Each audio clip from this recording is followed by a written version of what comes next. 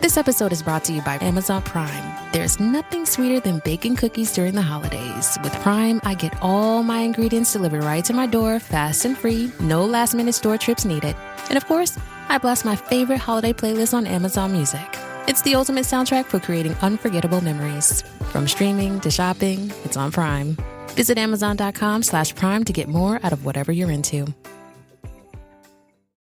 Okay, I have to tell you, I was just looking on eBay where I go for all kinds of things I love, and there it was. That hologram trading card. One of the rarest, the last one I needed for my set. Shiny like the designer handbag of my dreams. One of a kind. eBay had it, and now everyone's asking, ooh, where'd you get your windshield wipers? eBay has all the parts that fit my car. No more annoying, just beautiful. Whatever you love, find it on eBay. eBay, things people love. Good afternoon, guys, and welcome to the podcast. I hope you guys had a fantastic Thanksgiving holiday. And today I'm really happy to have Aurora Winter. She's got an MBA. She's lives in Canada as well as California. And she is a creative entrepreneur. She's built 7-figure companies, and she's been featured on TV, radio, podcasts. She's also the author of Turn Words into Wealth. And so today's conversation is we're going to inspire, educate, entertain, inform, and spread good vibes and value to the audience. So Aurora, welcome. Oh, it's great to be on the show with you. And I look forward to giving the listeners practical tips they can use right away to turn their words into wealth. Yeah, I really love that. And, just start off, introduce yourself and how you got to where you're doing. And I'm excited to dive into the discussion. Yeah, absolutely. Well, I've been a book lover since I was a kid, since I was 9 years old, and fell in love with the Narnia series by C.S. Lewis. And, loving books changed my whole life because anytime I hit a problem, I'm like, I'll go to the library. There's got to be a book, that's got a solution. It made me a lifelong learner and helped me so many different times when I launched different businesses in different industries. So my most recent nonfiction book is Turn Words into Wealth. So hopefully we'll get into that today, some of the neuroscience of communication. And it's got a blueprint to build your business, brand, and book. And it shows 7 different ways to make 7 figures with your $1 million message. But I also write fantasy books. I've got Magic, Mystery, and the Multiverse, which won the Reader's Choice Award, Best Book for Teens. And if you go to Kickstarter, there's a box set with the whole trilogy coming out in a couple of months. So if you go to Kickstarter, you can find out about Magic, Mystery, and the Multiverse as a box set. Perfect gift for a young adult. Yeah, interesting. Yeah, well, I'm really curious about the fiction part of your work and how it ties in. And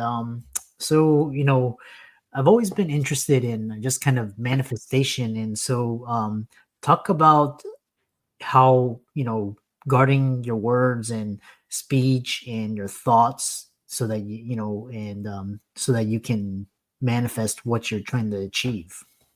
It is really important to visualize what you want to achieve, and with as much positive emotion as is in integrity for you in that moment. You don't have to force it or BS yourself or others.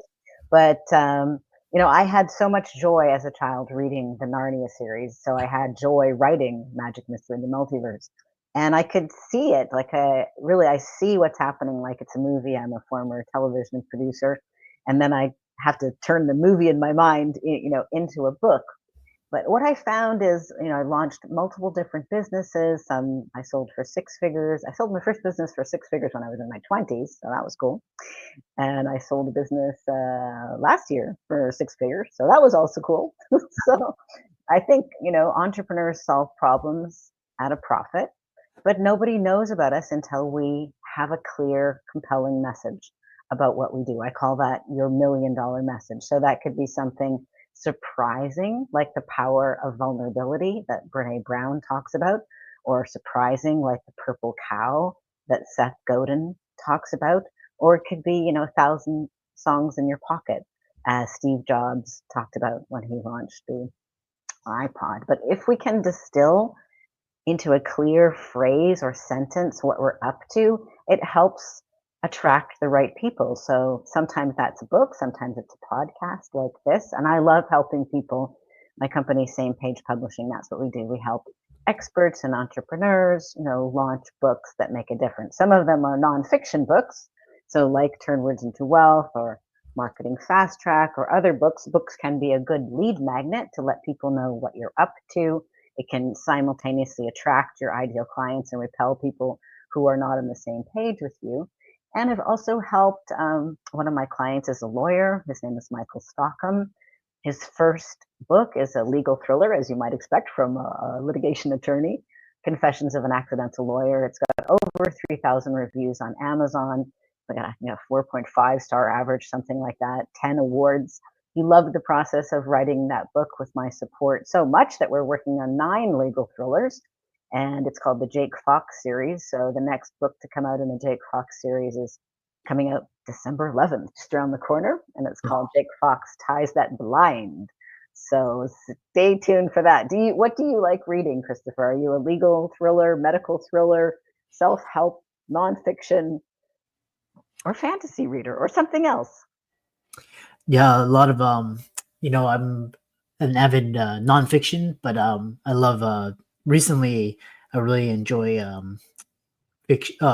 historical fiction, economics, biographies, and anything. What I've really been interesting is kind of narrative fiction, like Chuck Palahniuk, just kind of talking about the problems in the world, and it's immersed with different fictional characters, trying to talk about these themes.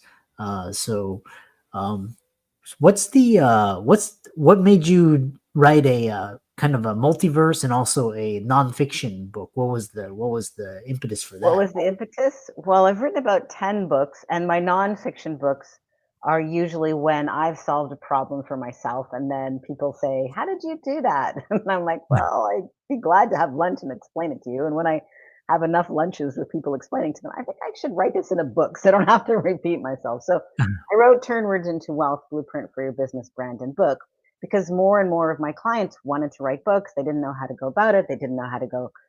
Do they need a big agent? Do they need a big publisher? How do they go about writing it? How do they publish it? And I noticed, well, the data is that most first time authors spend 3.5 years writing the book. So that was a problem that I could help them solve. And the other thing that most first time authors do is they drop the ball right at the finish line. So I like to think of a book or a nonfiction book as an appetizer. It's not the whole meal deal. It's not everything that you know. It's just the beginning of a relationship. But if the book doesn't say what's the next step, then it's also the end of the relationship. So most first time authors don't understand that, you know, writing the book, publishing the book, it's only the first step of looking after that baby. Once that baby is launched, you still have to get reviewers, apply for awards, continue promoting it. Because I think every book should have at least 100 reviews and it needs to have at least a 4-point-star average. But that doesn't happen overnight and it doesn't happen without effort. Data show that the average reader who reads and finishes a book, 1% of them leave a review. And that same data show that people who don't finish a book, 0.7% of them leave a review, probably saying the book is too long or it wasn't for them, which is not helpful. They didn't even finish the book and they're leaving a review.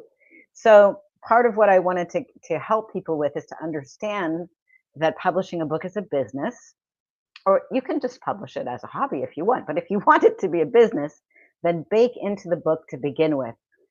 What is the next step? So, for example, read Turn Words into Wealth. You can get a free copy if you go to turnwordsintowealth.com, and I will also give you an example of 5 free training videos. So it's an example of a marketing funnel that you can be inspired with and you can copy and model. But that should also, and it's also, there's links in the book to get those videos. So in the modeling how to do it, I explained, look, this is how one of my clients made 7 figures from her book. This a dentist, for example, when I helped them write their book, they grew their business from 1.5 to $6 million. Well, that was worthwhile, but it wasn't that they made millions of dollars from selling their book. It was that they made millions of dollars more because A, they got clear in their message. B, when they worked with me on their business strategy, we realized, you know what?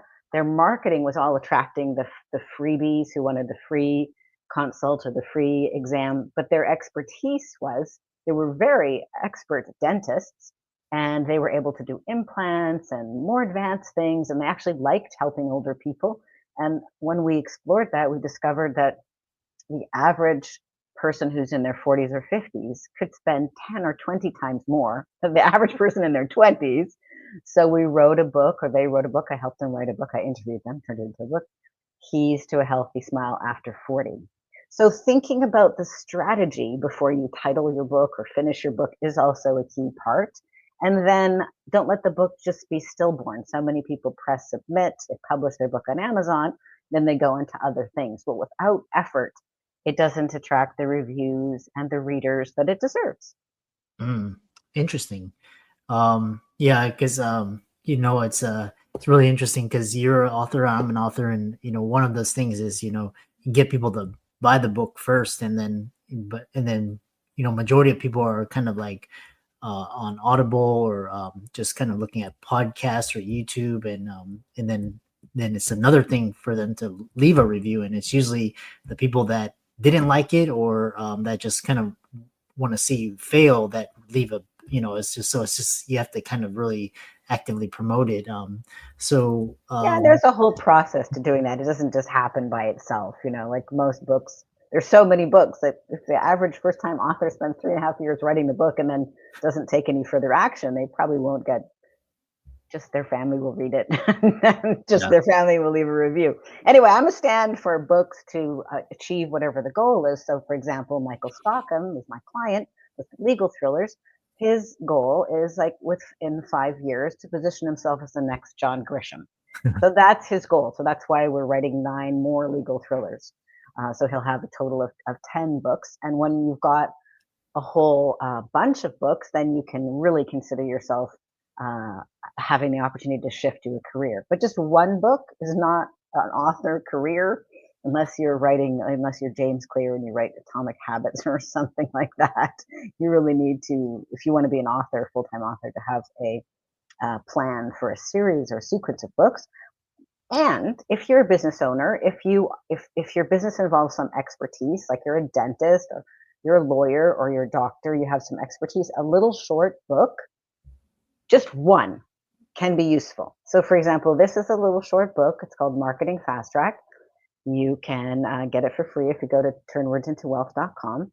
And what I did is I wanted to pivot my business, and I pivoted from helping coach people who were dealing with a lot of stress and difficulty to helping people with marketing and messaging.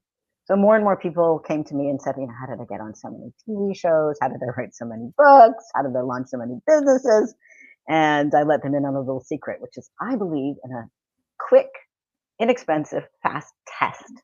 Before you launch a new product, a service, or a new business, or pivot your career, test it. So what I did is I asked a friend who had previously interviewed me to Tony Robbins coaches. His name is Mark Von Hooser. He's not with Tony Robbins anymore. He's on to something else.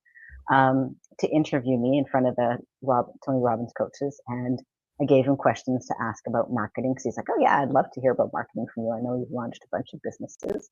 So we had basically a 1-hour interview, kind of like what we're doing right here. And I thought, well, I liked the content, and I transcribed it, edited it a little bit, and turned it into a PDF. And I immediately used that PDF to test if people were interested in getting my help with my marketing messaging, possibly writing a book. That little PDF actually attracted 2 TV interviews. That was a TV station I've been on before on a different topic, but that was pretty good. And when it launched as a little book, I offered it to people for free. And then they got a video sequence, but they got the Marketing Fast Track book for free.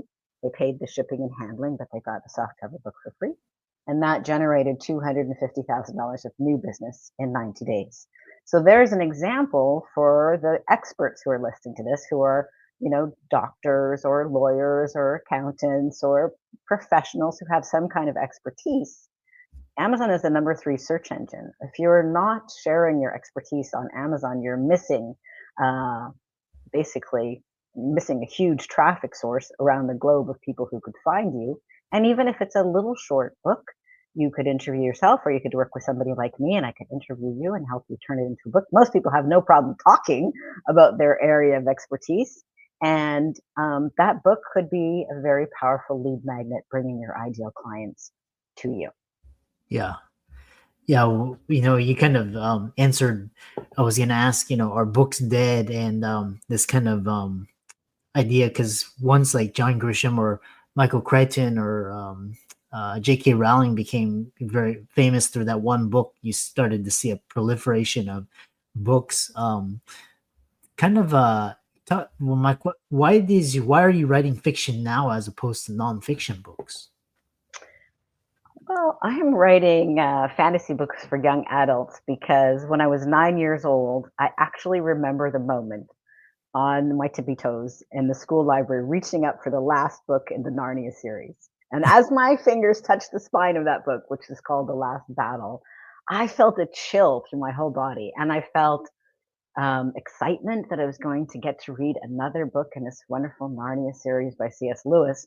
But I also felt anticipatory grief because it was the last book in the Narnia series. And in that moment, as a 9-year-old, I realized that writers are like wizards. With just black ink on white paper, we can transport the reader to another place in time. It's like a portal that opens, and we can even transport them to a place that doesn't even exist except in our imagination. So I couldn't think of anything being more marvelous than that. So I decided, as a little 9-year-old me, that I would do everything I could to become a great writer like C.S. Lewis. And then when COVID hit, I was like, okay, Aurora, you've written all these nonfiction books. You're great at launching businesses, but are you going to honor the dreams of the 9-year-old you? So I decided to honor my dreams. And this is the first book, Magic, Mystery of the Multiverse. It won the Reader's Choice Award Best Book for Teens. And I had a beautiful cover there, and it's got a bunch of other awards. And then the second book in that series is The Secret Multiverse Academy.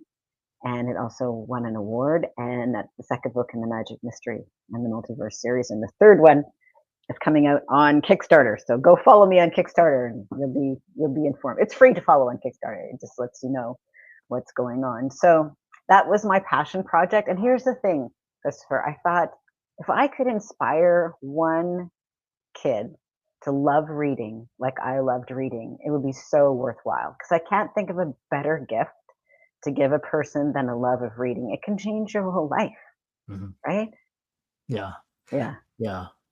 Yeah. There's something magical about holding a book and just kind of just where the words just, transform your view or, give you a new idea or it's very magical. It is magical. And if you come to realize that, books are the best investment. For about $20, you can get a decade of a person's expertise, or you can get, many hours of entertainment reading a fiction book.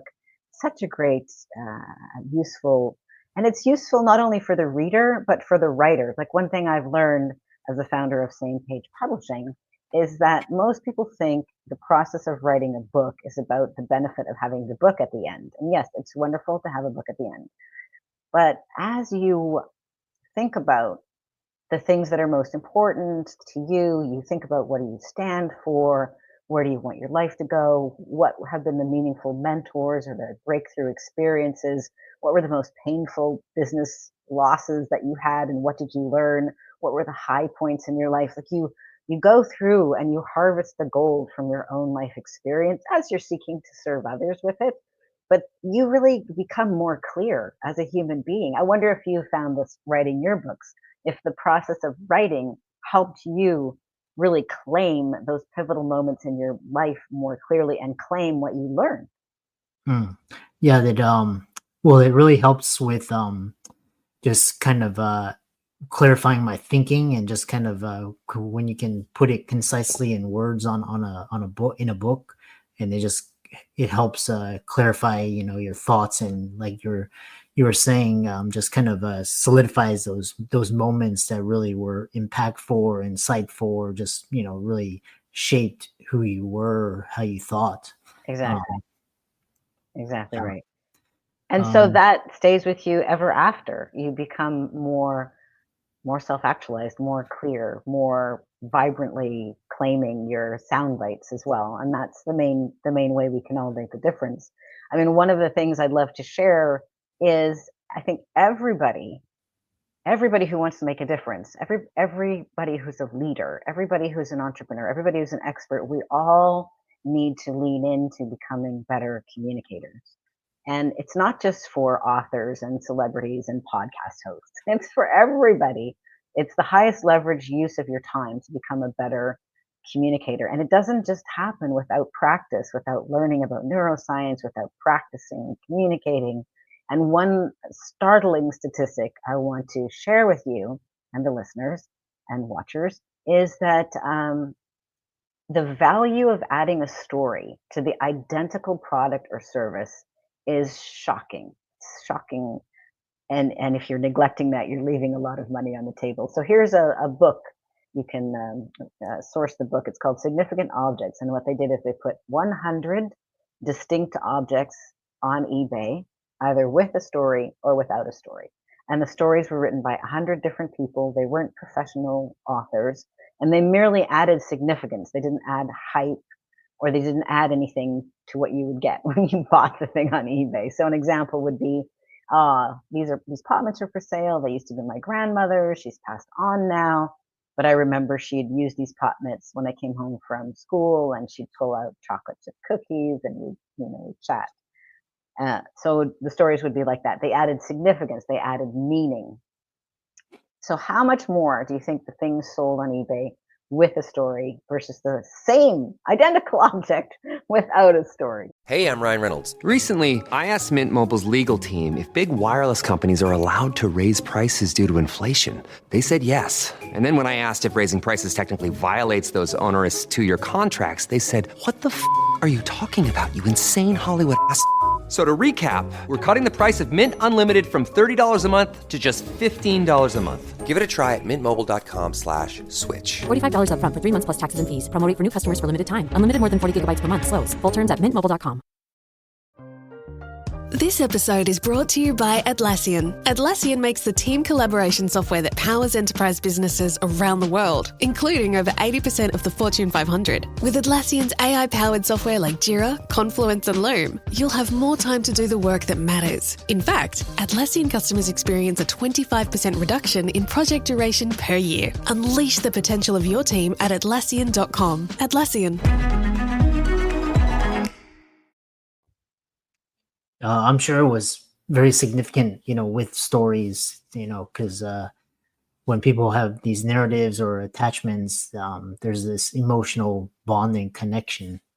Exactly right. So most people would guess maybe 50% more, or maybe even double, but it's 27 times more. Oh, wow. So 27 times more. So what this means is, whether you're a leader in your family or in your community or in your business, or you're a manager, or whether you're a podcast host or an author, it behooves you to take some time to think and create and practice the stories that go with the messages that you'd like to share.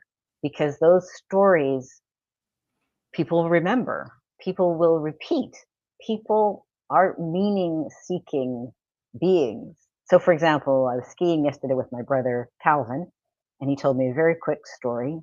He's like, I think it's a Japanese or Chinese koan or something, but I forget the exact source. Anyway, source was my brother as far as I'm concerned. So he said, when you get to the point of life where you plant a tree, knowing that you will never harvest its fruit or sit under its shade, that is when you have begun to understand the meaning of life. So that's like a little short story, but it's so clear, and it speaks to leaving a legacy. It speaks to doing something to benefit others. It speaks to doing so without any selfishness, but also that there is value in that, and leaning into the legacy that we can all leave with our words or with the trees that we plant. Well, I have one question is, how are authors using Kickstarter? I know, they're using Amazon, but how do you use Kickstarter to promote your book? Oh yeah, Kickstarter is so fun. So Kickstarter is a free platform. Most people think it's GoFundMe or something like that. So Kickstarter is not a platform where you beg people for money because you have a worthy cause. Kickstarter is a platform where a new creative project like this book, Magic Mystery in the Multiverse, so it's only for new and creative projects, but it's not only for books, It can be for any kind of tech gadget. I bought some backpacks on Kickstarter recently because they're really cool and had a new design. And what you do is you put your new book, in this case, on Kickstarter, and you let people know about it. So I did a Kickstarter for my second book in the series recently, The Secret Multiverse Academy, and people would get something special. So Kickstarter backers like to get autographed books or hardcover books or special things that aren't going to be available anywhere else ever. So, for example, this cup. So we had cups, coffee cups, not available anywhere else, right? So Kickstarter can be really fun. And Michael Stockham did a Kickstarter recently for Jake Fox, Ties That Blind, and that gave people an opportunity to get hardcover autographed books from him, which is lovely. And so Kickstarter, remember back in the day, 20 years ago, when a new book would come out and it would be first released in the hardcover, and it was a big deal, and everybody else had to wait a year or something to get the soft cover at a lower price. Nowadays, they don't seem to launch hardcover books that way anymore. So Kickstarter is a way to get that first window for your super fans to get the book with your autographed, with maybe numbered, like special foil printing or all kinds of special add-ons like the coffee cup I just showed you, and really connect more with the author. So I'm really excited about Kickstarter. I recommend that people go to Kickstarter right now and check it out. You can search for Aurora Winter and you'll see my fantasy series, but it's a really fun way to support creative people. And if you're thinking of writing a book, it might be the first window that you'd like to offer your book. So for example, I'm working with a client on some health books. Oh, you'd be interested in this with your health expertise. It's called the Vitality Solution, and she's got a business in the health arena. But we're considering launching it first on Kickstarter, because Kickstarter, you can also have add-ons like John Lee Dumas recently launched a workbook, a fill-in-the-blank workbook, which he made about $500,000 from, because he wasn't just selling the workbook, it was beautifully bound, but he also offered an event or a group Zoom call, or come and spend a VIP day with him, or come and be on his podcast, or he'll come and speak at your event. And so all of those things added up. There were tiers up to $10,000. So Kickstarter is a fun way to use your book, but then also you can offer other things that you're doing. So I highly recommend, if you're into innovative marketing, check out Kickstarter. And how is it different than Patreon? Oh, Patreon is a way of building a community and adding an additional layer of connection. So I don't know, do you have a Patreon community yourself? I do not. I mean, I'm building one, but I haven't monetized it yet. Right. So you could add a Patreon membership as one of the reward tiers, for example, to your Kickstarter. But Patreon is usually a modest investment, say a cup of coffee, value of a black cup of coffee a month. Then it gives you, it's a way of supporting an author or podcaster that you like.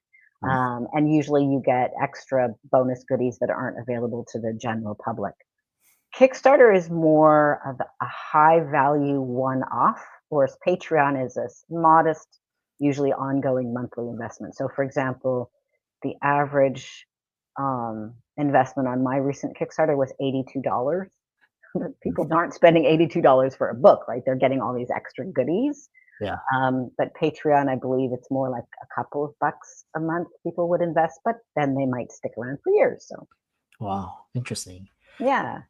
Yeah. I think, anybody who's listening to this who's interested in becoming an author or taking their book that they've already published to the next level, now that they can see that there's more that can be done with them, they can sign up for a business breakthrough call with me. It's at bookcall.biz, or they can go to samepagepublishing.com, and they can see all the clients that I've helped. They can sign up for that business breakthrough call. But there's the gift. So I want to urge people, this show is very short, but you can get the whole value of Turn Words into Wealth and get the free ebook if you go to turnwordsintowealth.com or samepagepublishing.com, and you just, in exchange for your email and permission to contact you and develop a relationship with you, you can get a whole free book that you can take action on and turn words into wealth. Wow, fascinating. I really enjoyed this conversation. And, for the audience listening, or all the resources will be in the show notes. And thanks so much for coming on. Oh, it was a pleasure. Really great connecting with you.